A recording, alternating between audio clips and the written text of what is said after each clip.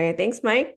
And yeah, I think we're going to open the floor for questions, as I believe we do have some firms who were able to attend today's webinar. And I'm pretty sure everyone has questions. But okay, I think I'm going to start off with my question, Mike.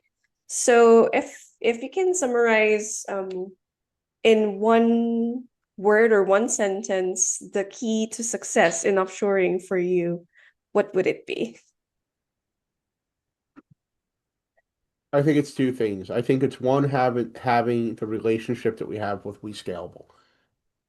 It is to us, it's a no-brainer to be using an employer of record, and a team like WeScalable that has been with us every step of the way. That even monitors what kind of computers they need, what's the right kind of person, providing that culture. It's critically important. The other thing is the culture that you give. It's more about your work culture than the dollar amount you're paying someone. That work culture that you're doing, they don't want to leave you. They want to work harder for you. Right. Okay. Yeah. Thanks. I also agree. Filipinos are hardworking and at the same time, they know value and they give value. But I probably would be biased because I'm a Filipino. Okay. All right. So I think we have Greg and William here. Do you have any questions for Mike for this session? Hi, Mike. Yeah, I've got a couple of questions. So you'd Sure. mentioned that you allow teams to be used outside of the RDP. Yeah. And so I'm assuming that you don't allow any client files in Teams. Is that Yeah. correct? Correct. Teams is only used for chat.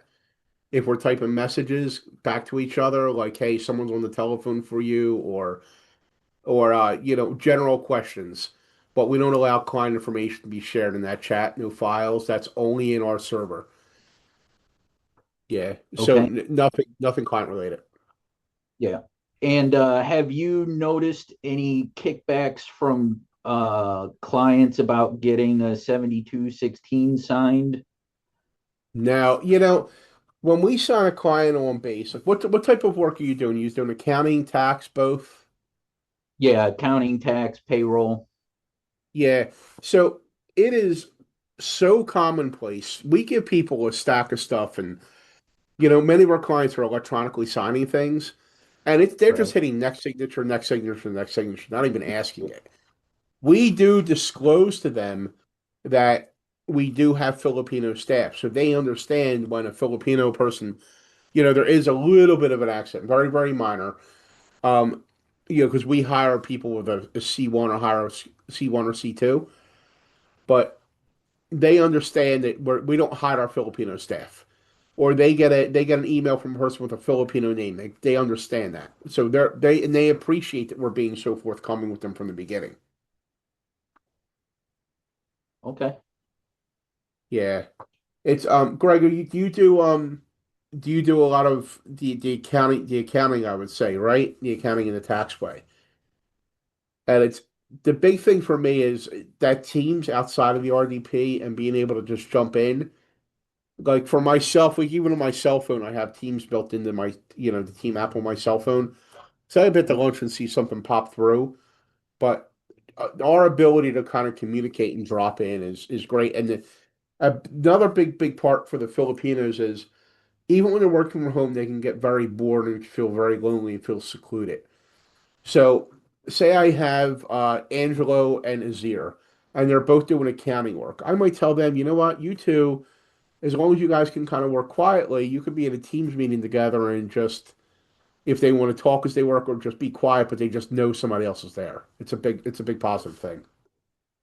Yeah, I have run into that being a recommendation here and there, and that is interesting. Yeah. Um, oh man, I just had another question and flew right out of my brain. Do you have any Um, Filipinos working for you right now, Greg? we do not. No, this is relatively new to us. Oh, your Filipino manager, do they also do accounting work for you, or are they just strictly managing your other Filipino workers? So for me, I have a client that's a major client. The Filipino manager in charge of maintaining that one client's books, who pays a substantial amount of money and also offsets the cost for the Filipino manager that I have. So they work about 50% of the time on the one client, the other 50% of the time in management for me. Okay. So it's kind of like me, the way I get a free manager. But even if I didn't have them, I think there has to be some kind of an offset to bring in that revenue. So that, giving them a workload too as well keeps them fresh with what everybody else is working on, like the procedures that you put in place. Sure. Hmm, I, I think that's it. Um, at least for me at the moment. How about you, William? How are you using Filipino staff right now? Or any your staff right now, William? You still there with us? Oh, I think he sent his question via the Okay, chat. great. So how do you ensure the quality? Here we go. I think. How do you ensure the quality and accuracy of offshore accountants, especially during the peak season? Well, part of that is part of that is monitoring the work, but I think the first part of it really is setting them up for success. So the way that we set them up for success is, let's say for our accounting side, I don't know if you've ever seen the old PPC type checklist where there will be this is what you do, then you progress on to that. Now we've kind of moved into a lot of firms might use something like Count or Monday.com or Canopy to monitor the workflow. So you need some type of a CRM system to monitor the work that's getting done. And then just like in a CRM, that work moves down a progression. So we can easily see who's got what, where's their workflow, are there any cogs, are they meeting their expectations? At the end of the day, if I have a Filipino accountant that has to close out 40 books, I want to see those 40 books closed out. As far as monitoring how they're how they're doing quality wise, remember, just like in your firm, if it was your American staff person is doing the work, then there's a reviewer that does that review level, that top end high level overview of is everything right. If it's being done wrong, we kick it back to that. We kick it back to that employee again. It's the same way. It doesn't matter that that accountant is in the Philippines or that accountant is here. We're doing the same level of review. We also, if we identify a weakness, we have a tremendous amount of continuing education resources. So either we will educate them, we'll usually have one-on-one meetings on what's going on. But if we determine that, their skill level is a little bit weak in an area, we might look up a course in Udemy or an AICPA course and put them through something to make them a little bit stronger too as well. But just like any employee you have to look at their work. No outsourcing. No employee, let's forget the word outsourcing. No employee is a turnkey that you give them work and they do work without any level of being looked at before it goes out the door, unless you have like a manager in a position. I don't know what your situation right now, William. Do you have any managers or anybody like that right now in your firm?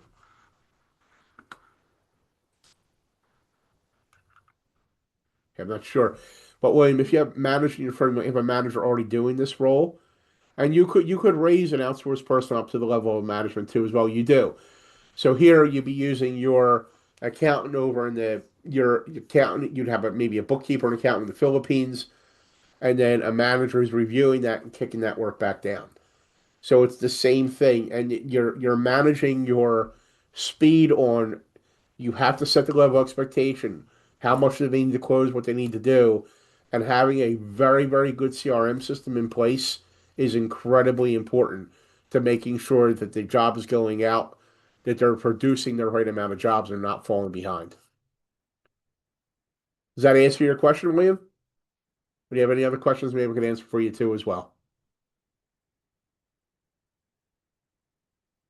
Okay, and then for Greg and William, either of you, where would you say, where's the majority of your work? Is the majority of your work in tax or the majority of your work in bookkeeping right now?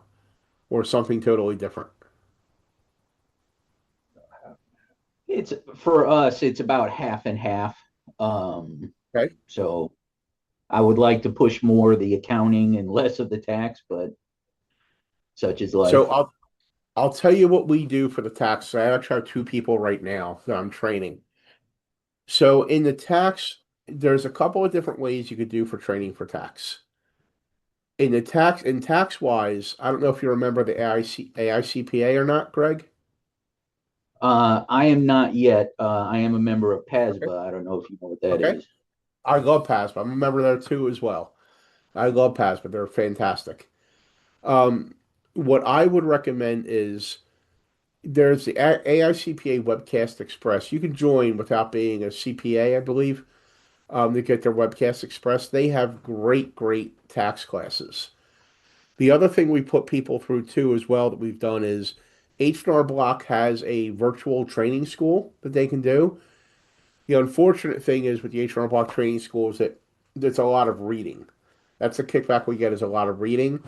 The AICPA handles happens to be a lot of technical, and we're looking for courses on Coursera right now. Coursera is like a remote kind of go to school if you want a very, very minimal fee. It's like a college type of course for taxes. The other Okay. part too is we use Drake Tax Software, so we put them in the Drake Tax Software school to learn how to use the program. But whatever program you're using, they probably have their own thing. So we take that really seriously, and then right before tax season, we put them in. Right before tax season, we do all the refreshers too as well. And then when I'm training brand new people, they get stacks of dummy returns. They got to put stuff in, and then we score it how they're doing into the software. How about for you? So, William, you said you're doing a lot of bookkeeping. Are you a PASPA member too as well? So, in the bookkeeping side, if you're a PASPA member, they have a lot of a bookkeeper's manual that you could put your bookkeepers through and have your bookkeepers. They have also have their LMS that you could have them go through the LMS to kind of understand the bookkeeper's manual. For yourself, and though you're a small firm, I would recommend probably looking at. Do you have right now have any procedures in place or any kind of what do you have a CRM? Well, for Greg and William, either of you using a CRM right now? Tax dome for us. Using TaxDome. Okay. So in TaxDome, you could kind of TaxDome's really not built for bookkeeping workflow management, but you could kind of try to build it out that way, and then you could see the workload everybody is doing. Right. Same thing for you. I don't know, William, if you're using any CRM, but if you're not using a CRM, I would look at Practitioners Publishing Company has guides on accounting guides, and they have in their sample workflows how stuff should follow through. It's really developing your workflow the right way. And we also used either of you are either using Zero or QuickBooks Online, or what are you using for your general ledger type program? Yeah, zero and QBO. Yep. So we're a Zero firm. I've used QBO in the past. I forget I will not feed the Intuit monster anymore because they directly compete against us. So Yeah, we stay that's away. If you want to use QBO, you can. We switched over to Zero. We're a Zero firm. We purchased like 100 seats with Zero. It cost us roughly like $250 a month, and they give us a marketing budget offset that too as well. And we got 100 seats set up in there, and they have an implementation manager they set up with you. We really like Zero. We've used QBO. QBO is much harder to switch your roles and responsibilities, like who's assigned to a person. But both Zero and QBO could integrate into a platform like Count. It's QUONT. It's really good. It's what a lot of PASPA firms, what do you call it? Greg, you said you're in a PASPA, so a lot of PASPA firms use Count. yeah, we were an early trial of Count many years ago when they were first starting, and we didn't have the greatest experience. And while we have seen some improvements with Count, I think Tax Dome for us works a little better. Yeah, there's Canopy too as well. But as long as TaxDome is working for you, I the one thing that I like is when we have those unanswered questions, where say we the stuff you're charging off to like 6,999, unallocated, you just don't know the answers to. We Mhm. can pretty quickly through the CRM send the questions, and then it's up to the client to answer us, could do a description or what the real vendor name is or something on there. Yep. But we also have other alternatives like we don't use bank feeds. We have our own internal. We wrote up these specialized macros that I could do a whole nother presentation on another day if they want us to. But we use macros and advanced macros and visual basic solutions. So we use Money Thumb to go and abstract the data, get it into a CSV file, run a couple macros. It runs the bank rules that we have written ourselves, and then we can hit another macro and it exports out to a spreadsheet all the questions that we have for the client. Nice. And then you can take that spreadsheet and send that spreadsheet right through TaxDome. So you could upload that spreadsheet in the TaxDome for them to go and answer to go in so they could download it, answer the questions, then re-upload the completed answers to you. Yep.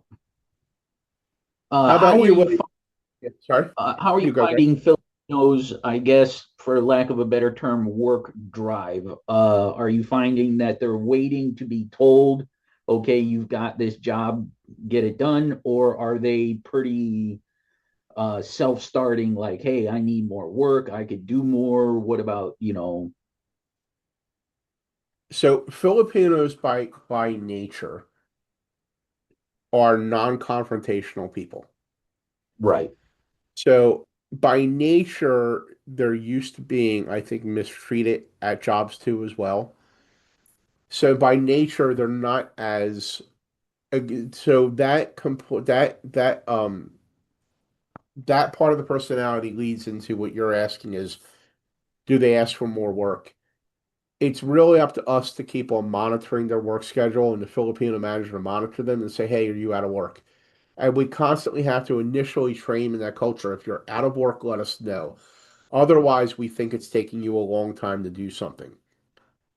We also use we're starting to implement like a timesheet type of thing where they'll have to tell us how long it's taking them on each job. So at the end of every day, they got to allocate for that 8 hours they worked.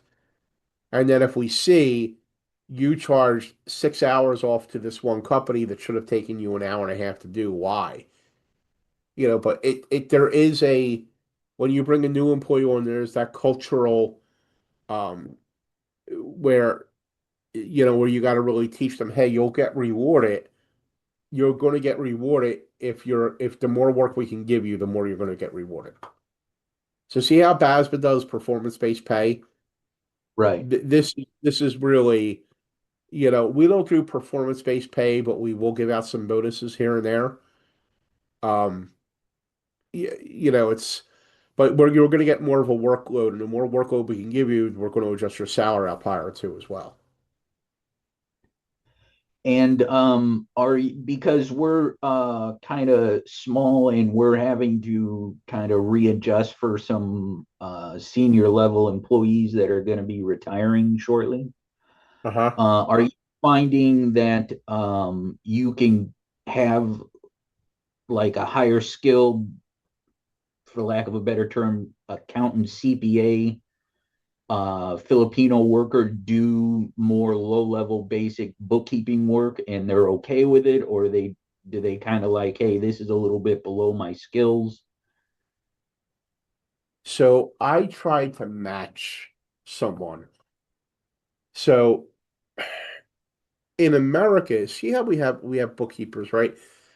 And they don't have any skill level. In the Philippines, a CPA is like the whole educational system in the Philippines is much different than the United States.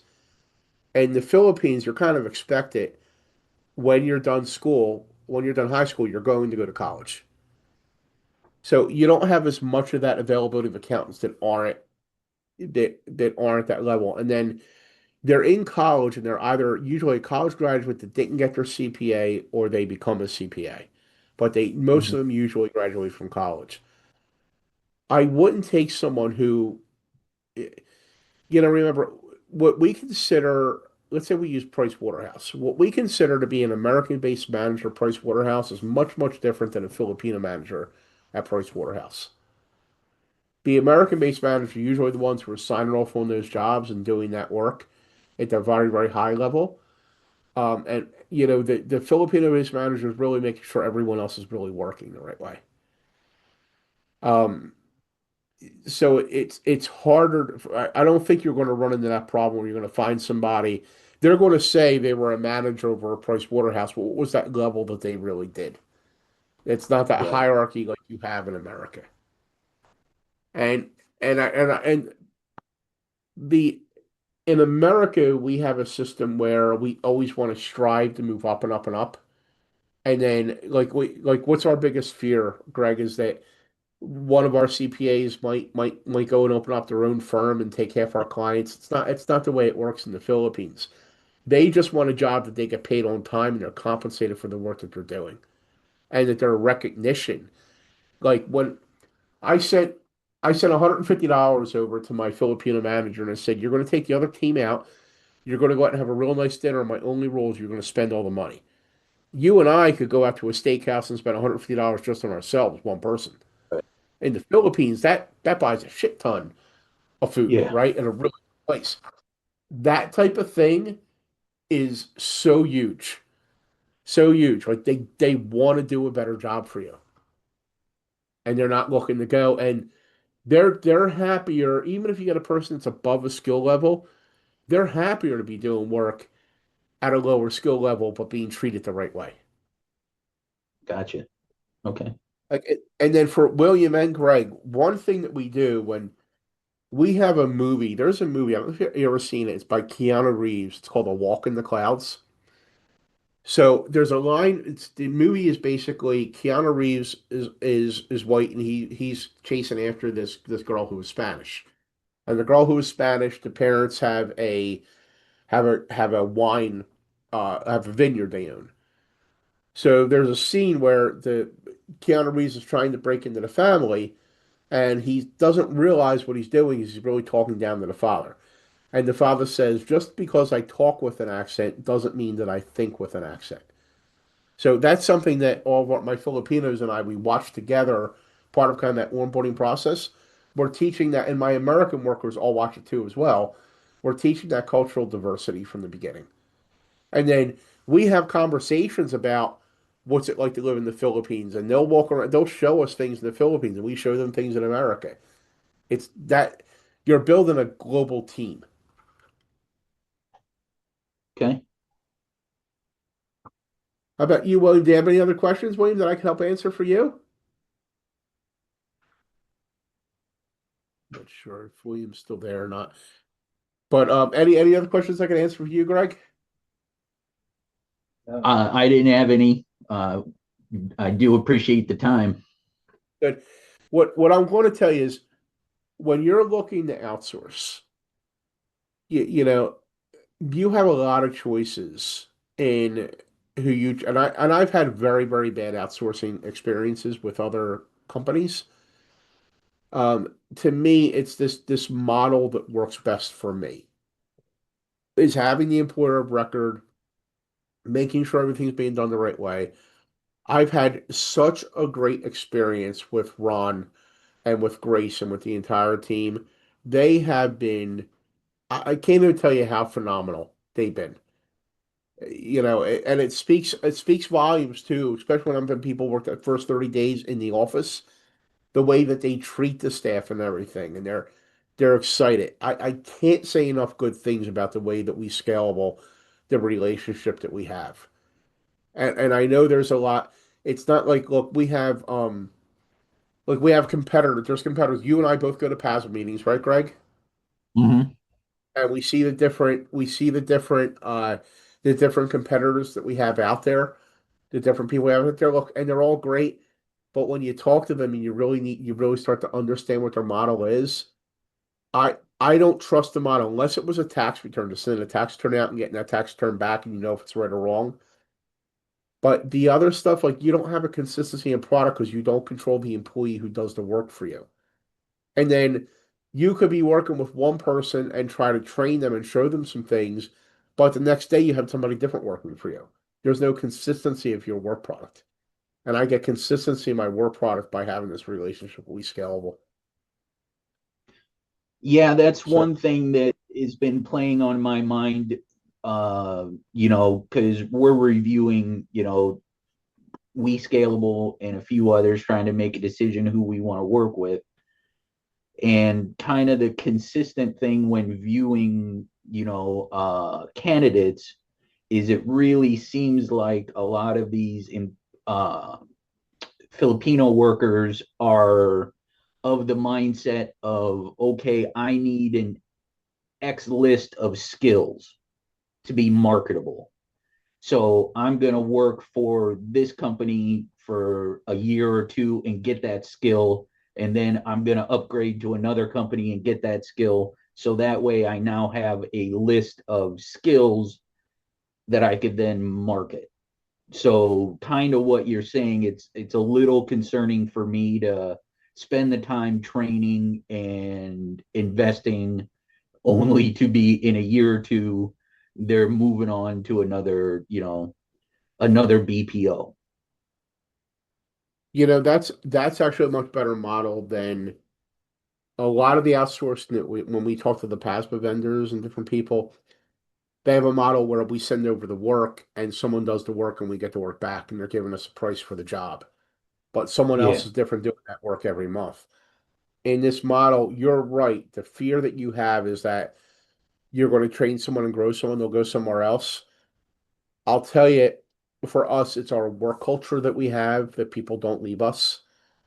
And the other thing is, too, I tell all my employees, this is going to sound really weird to you, Greg. I tell every employee, whether an American-based company, American-based employee, or Philippine-based company, Filipino-based, I tell them I want to train you so much, and I want you to get so good that I can't afford you anymore. Okay. I know that's odd, but I want them to be so good. I want everybody to progress in life. Look, how did you and I get to be to our space in life? Someone couldn't afford us anymore, right? So Okay. I want that same culture here that they get so good. Could they leave in 2 years from me? They could, but why would they? Because I know I'm paying a fraction of the cost. It's I'm saving well over 50%, 70% per employee that I'm using in the Philippines for the same skill level as America. And they're getting like health benefits in the Philippines are like $550 for the year for a Yeah. premium package. Like the best package you can get is $550 for the year. They don't want to lose that. They don't want to lose. Oh my gosh, this guy just hired me. He's giving me glasses. And most of the people that outsource, they don't outsource with any training. So if you got to teach them something, you just tell them, "We'll go learn this," or you yell at, you know what I mean? Here we're like, okay, we got it. We meet every month, at least once a month, sometimes once a week. Here's the new thing that just came out. We got to learn. We have to learn about that, and we meet them. They don't want to leave you, and like even using Teams, you could jump into other people's rooms so you're not so lonely. Like that's shunned upon by so many other people. You know what it is, Greg. You and I have been around the Yeah. block enough, right? Yep. They're not going to want to leave you. And when you first started outsourcing, did you pretty much have, I guess, all your ducks in a row and had a pretty good workflow set up, or did you kind of, because I'm so new at it, I don't really have a great workflow for or an idea on how to get it set up to work with Yep. overseas. So I wouldn't. I guess I'm going to need a lot of help from the Filipinos that I hire to say, hey, maybe let's work this way. So I'm just curious, did you get a lot of help? Did you already have things set up So here, before you hired your first one? now let me tell you, my first experience was a disaster. I'm gonna be totally honest with you. So my first experience was I wanted to hire an executive assistant. And I went to this website called onlinejobs.ph and I hired an executive assistant. And for the executive assistant role, I was paying, this is going back about 4 years ago, I was paying $5 per hour. That Mhm. job rate was really only the Philippines like $1.50 per hour. So I was paying over 300% what they would make in the Philippines. They were using their own computer. They really weren't monitored that well. And I was overpaying them so much. So it took me a long time to figure this out, Greg. I'm embarrassed to tell you, it took me about 6 months to figure this out. Every time I would pay her, she would then be off for a week. Now, I'm not the sharpest tool in the head if it took me 6 months to figure that out. The reason why I was paying her so much, and she would take time off. Using like you need to make sure you're paying within a range. You don't want to overpay. Yeah, and don't feel bad that like, hey, the rate of pay for an American person is $125,000 for this position. The rate of pay to get a Filipino is $25,000. That $25,000 to a Filipino is huge. Their standard of Correct. living, they rent a house. Rent a house with utilities, internet, and everything is about $450 a month. Yep. So their standard of living is much different than ours. You know, that's where WeScalable says, well, we know you want to pay this much, but this is really the range. And if you want to pay that much, then you should be getting this level of a person. But do you need them? That's critical. And that first, like that working in the office for the first 30 days, me, I will not hire. If they cannot work in the WeScalable office, they're not working for me. Yeah, I think I'm of the same mindset of, yeah, I don't think I'm prepared to have people working from home just yet. Yeah. Yeah. So and they could continue to work at WeScalable office all the time. We move them home. It does allow us to attract a better quality candidate because the candidates ultimately will like to be working from home. But for you, you might say, what, I just don't trust. There's a lot of people that say I don't trust security any other way because they could use their telephone and take pictures, or I can't really monitor their working. And Greg, it took me about 8 months before I let people start to work from home. Everybody was working at the WeScalable office, and then about eight, really probably 10 months into it where I said, you know what, they're always showing up for me. I can trust them to go work from home. And now then I adopted this hybrid model.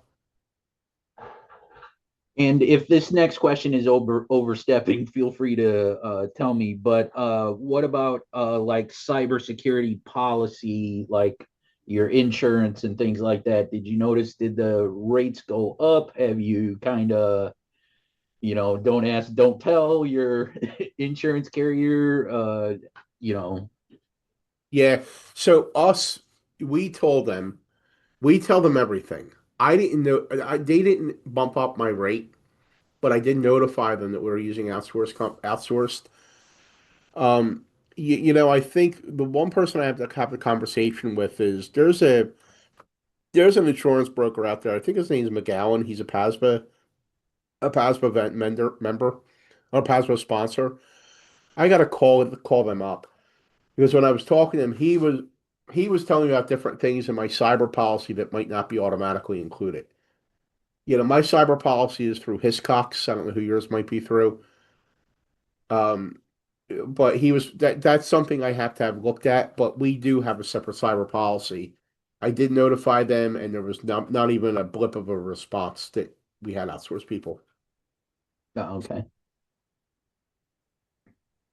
Are you using a physical server or like a remote type server right now? How's your internet work? How does your storage work and all that?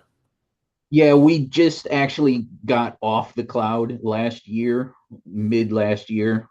So yeah, we've got in-house servers. So we had a meeting.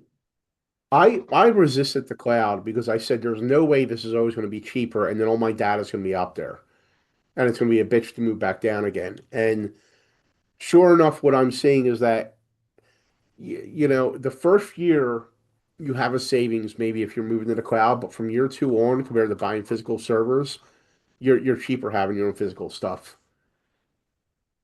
And Yeah, and the way the speed is, Yep, I'm sorry. your estimation was correct. They really start jack after, they do the constant price increase year after year. And then yeah, trying to come down off the cloud is an enormous pain in the ass. Enormous. I met I met with Tech Guru. Trace, if you're putting any of this up, make sure that this doesn't go up like our private conversation here. Mhm. Tech Guru, I kid you not, it was $45,000. $45,000 to put 13 people into the Tech Guru system. $45,000 a year. Plus a $3,000 onboarding fee. Jeez. Well, You kidding me? off the cloud, we spent 50. You Oh, spent 50 off the cloud. Yeah, yeah. yeah. I was like, this is nuts. So like here's another cost savings you can do, Greg. Um, you know, we built our own server. So we had our IT person spec out the server type system we needed. Our server is 1,000 times better than what you can go buy from Dell. The components are better. The ability for us to expand, we have. Dell, we don't have. A lot. Do you use a Dell server right now or no? Yeah. Two of them. Yeah. Yeah. One is a backup. So Yeah. the problem is you're probably paying twice the amount for your server, and you can never expand it when you really want to expand it. It's built for obsolescence, right? It's built that way. So what we did is we paid an IT person to spec out the server that we need.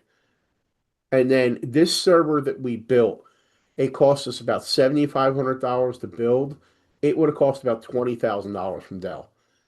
Because what Dell does is, let's say you want to increase the RAM on your server, you want to increase your SSD drives.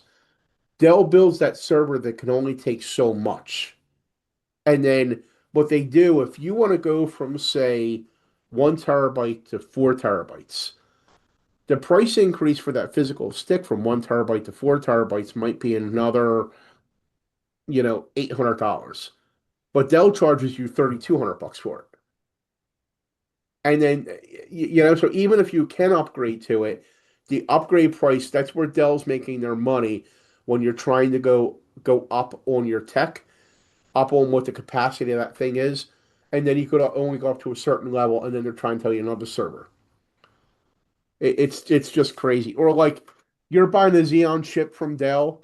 See those Xeon chips that you see in the Dell server, they're only made for Dell, and they're probably a downgrade of what the current model is really going to.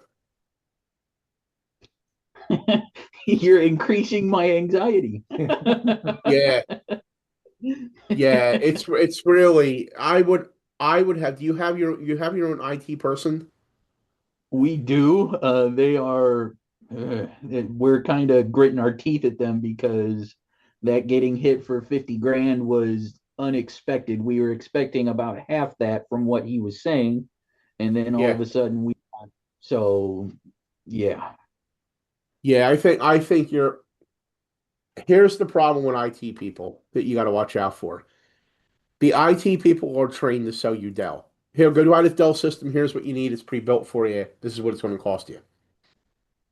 They do not want to put the time, just like us. Like you do bookkeeping work, you're in PASMA, we want to churn and burn type of thing, right? That's how PASMA teaches us. Yep. They're taught churn and burn. So even though they're intelligent enough to spec out the system for you, they don't want to spec it out. It's not like 15 years ago where they would spec something out and do a custom build. They want to sell you that Dell. You really got to do hard work to find a person that's going to spec out the system for you, and you're going to compensate for that and them for that.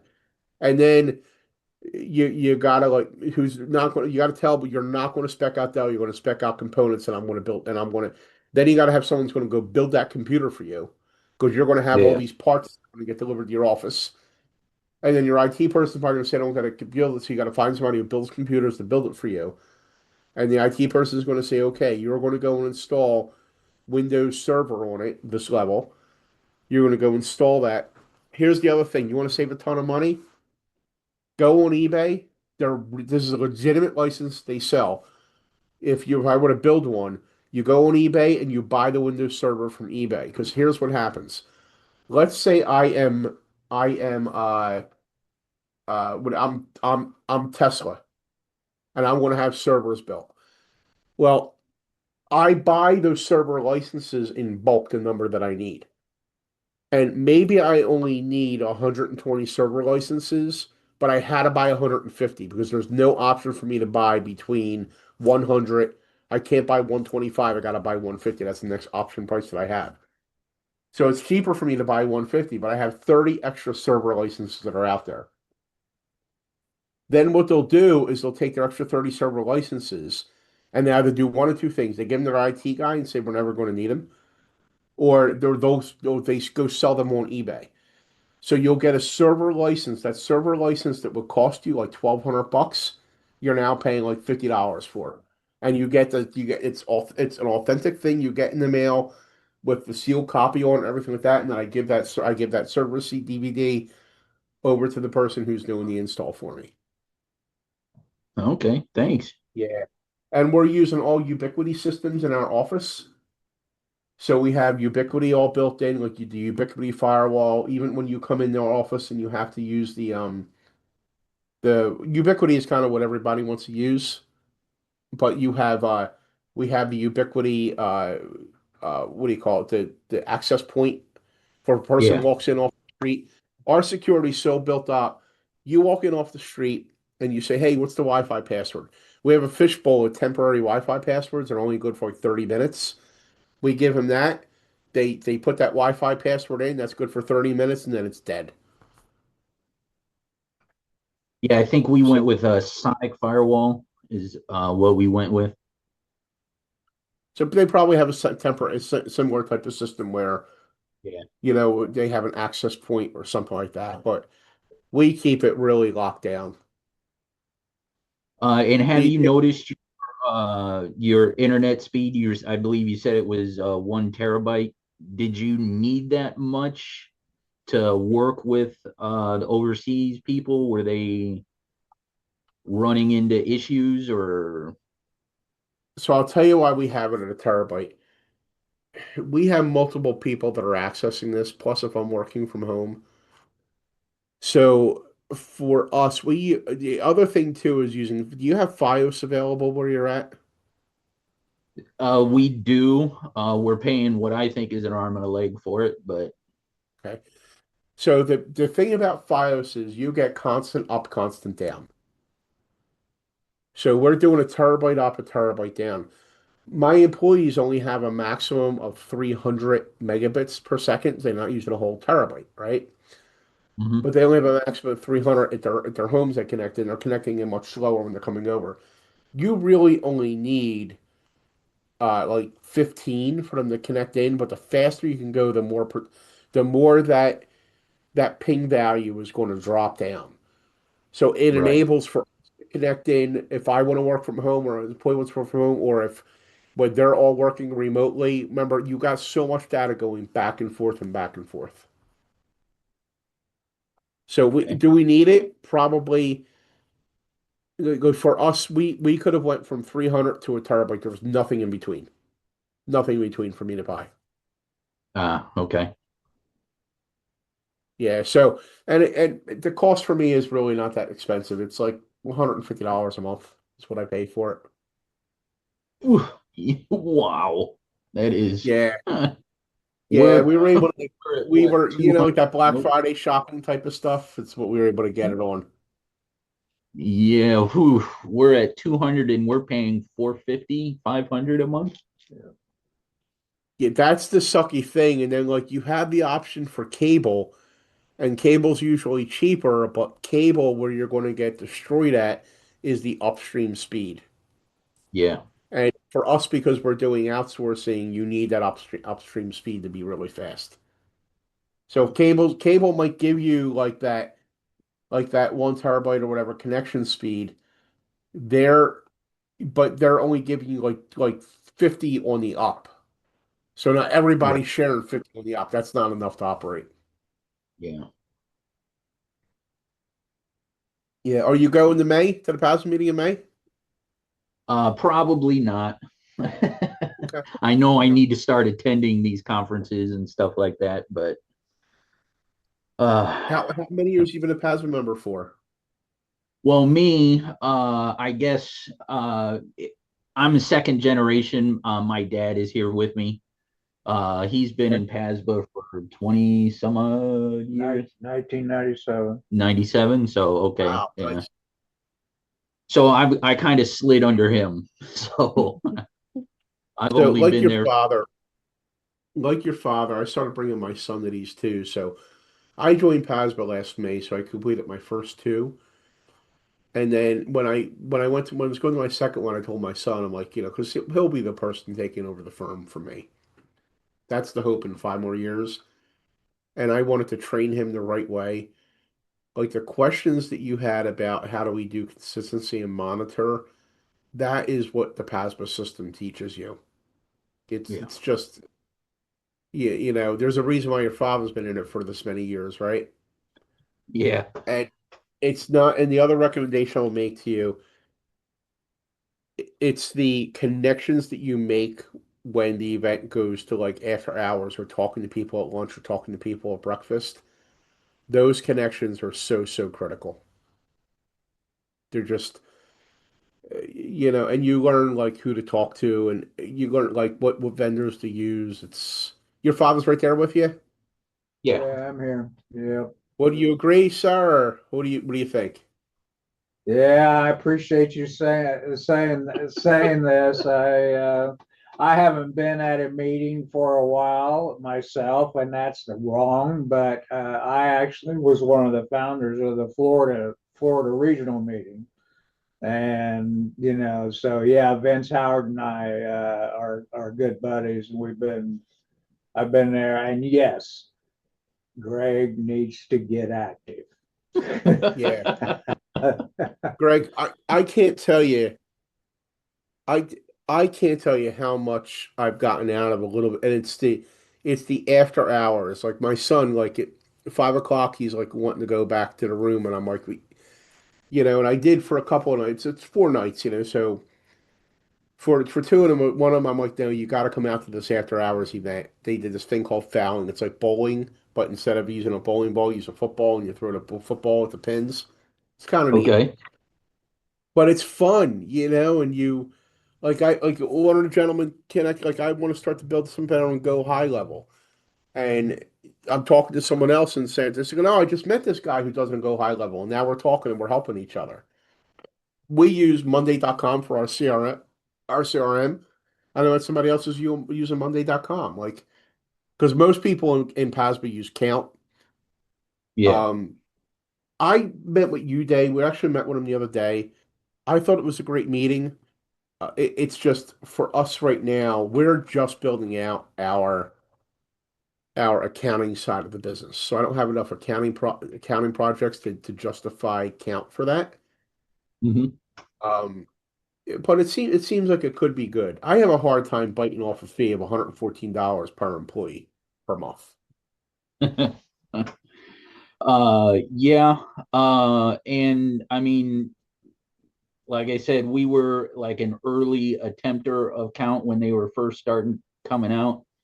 And it just, I mean, the support we got was really lacking. I don't know if they have improved that or not.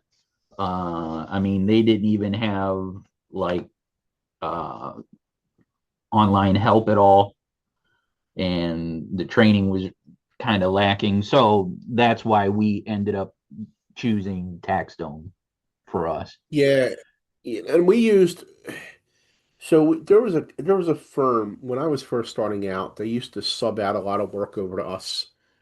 We would do the work, and they were using TaxDome. Um, Taxstone was a little hard for me because Taxstone moves like left to right in their boards, Yeah. and we move down, from up to down. Yeah. Um, we have a custom stuff built out with Monday, and actually, my Filipino manager Azir builds out a lot of the Zap. We have all these Zapier integrations and stuff, and I taught him how. When you talk about them wanting to learn more, this Filipino manager I have, I can't say enough good things for. Like I told him one day, I said, I need you to do Monday, but I don't have time to train you. So I need you to find some training on it, watch some YouTube videos on your own. It's but phenomenal. And then these Zapier integrations we got built out, like our tax returns. Let's say someone's not getting our documents to us when they're supposed to get them to us. We have this integration. We build in the timeline when they're due to us. We don't get that. This integration, the Zapier integration integrates from Monday to Twilio, that it sends them out an automatic text message and says, "Hey, get your shit in here." Yep. So it knows like every 24 hours before it's due, from we say these 3 days ahead of time, 72 hours ahead. Don't forget your stuff's due tomorrow. 24 hours, you didn't get us your stuff. 12, 48 hours, you didn't get us your stuff. 24 hours, if you don't get your stuff, we're canceling you out the next day. Then we don't have a Zapier integration build out. We're canceling, but I have the office manager calls them and says, but that has greatly increased us not having like that's the stuff we can do on Monday. We can't do anywhere else. Yeah, So we find that get a lot of TaxDome money for has that. TaxDome does that pretty well. I need to start getting people to start using that, but they have, chat reminders and where you can set it up that, every so often it'll send up, hey, you haven't replied or you still haven't gotten whatever you want to do. So yeah. Yep. And your dad and I were on the generation. Dad, tell him if I'm lying to him. When we started out doing tax returns, there used to be a paper workflow. Do you remember these, Dad? Oh, yeah. I used to handwrite the tax returns when I started. So, Yeah, yeah. I was the first year I started. The 1040 PC had just gotten released. It was 1040 PC was the predecessor to electronic filing. So your tax return would be 2 pages, and it would have on a block, it would say 1040 page one, meaning that was the page one. Then when I had one dot dot dot dot dot $12,000. I meant that was what on line one. Anyway, so we used to do these paper workflows where you would see the job, and if you wanted to see where the job was, you picked up a piece of paper, you picked up the file. On the front of the file was the piece of paper, and just by looking at the piece of paper, you knew what you needed was outstanding. That was it. Now we've developed into, because we have so many people working and managing workflow, it's if everybody was in the office, you could still probably do paper workflows, but everybody's global now and works from home and all that Yeah. stuff. But sometimes I wonder if we've regressed a little bit, where we've taken this, like, why don't you go and tax them and mark down you got the stuff? Because you got to go log in, find the client, go and select it, mark that you have the stuff. Whereas the piece of paper, you just pull the file, take out your pencil, hit a check mark. Right, Dad? yep, yep. I just laid a stack of stuff for him to review on his desk just before this meeting started. And I printed the shit because it was easier to cross-verify a mistake that a payroll processor had made, So he's got a stack of paper laying on his desk that I want him to review. So yes, that's Yeah. still paper oriented. So yeah. So, Yeah. It took me a long time to get to using like dual monitors and not printing stuff out. I would yell at my people. I'm like, you better print this out for me. Then you know what made me stop doing that? My vision got worse, and I call it Mr. Magoo sized. I have to, like, the Mr. Magoo was his character. He couldn't see his cartoon character. Yeah. I gotta blow shit up so that I can see all the numbers now. So I can't do that when I got it physically in paper in front of me. That's why I started going more digital. yeah. Where But are you physically? I'm sorry, Where where are you located physically? New Jersey, New New Jersey. Jersey. Okay. Okay. Yeah. Do you guys do tax resolution work or no? No, we do not. So, We do. I do a lot of tax resolution work. It pays really, really well. So I'm not true PASMA model type of thing. My processes I'm trying to get PASMA model, but we have different things to pay us money. And then we're just getting into, like, we do around 1,100 or so returns, and then we're getting into the bookkeeping side of it because someone finally convinced me, hey, this is recurring monthly revenue. I used to turn it away. yeah. Yeah. Well, you did a good thing getting into PASBA, and I appreciate you trying to push this young man in that direction. So maybe the two of us can browbeat him. But I remember him from birth, and trying to get him to do something he doesn't want to do is a little difficult sometimes. So, Greg, let me ask you a question. Yeah. Would you rather make a lot of money and work a little bit, half the time, or would you rather make less money and work 3 times the amount of time? Which would you prefer? Well, of course, the second one. I mean, what fool And would want to do the? if that's your goal, that's why you want to be in PASMA, Yeah. because it's a mindset. I hate to call it a cult, but it kind of is, right, Dad? It's a mindset of you're working on the business, not in the business. Like this conversation we're having right now, like I have other people making money for me right now. Yeah. But I'm still way too involved in revenue production. But since my PASMA conference in May, I've taken myself at least 75% out of the bookkeeping work that we do. And I've taken myself out for this tax season. I'll be 50% out of where I was for the tax work that I do. And it's really a mindset. And then now I'm not scared to go pick up more clients. The other thing And about how Filipinos, real quick, is yeah. that you can enhance your capacity with the Filipino workers. So you could afford to have a person that's working like 25%. Let's say you want to have a worker who handle 40 cases, 40 books, but you Mhm. only have 10 right now. That 10 will pay for the Filipino worker and return profit to you, and then still give you capacity for 30 more. So this way you're not scared to pick up another person, another bookkeeping job. That I guess leads me to another question. What is your, if you don't mind me asking, your percentage of American versus Filipino? More Filipinos now than Americans. Really? Would you feel Yeah. confident almost taking the leadership role and turning the everyday down and dirty in the books over to completely Filipino, or do you still like, no, I still want at least an American overseer, for lack of a better term? So there are firms out there that completely outsource. There's a lot of firms completely outsourced to India, and they don't care about the work product get back, and all they relatively have is like salespeople in America. Yeah. I don't feel. Here's where I kind of think my progression is. I'd like to be done in 5 years and have my son take the stuff over.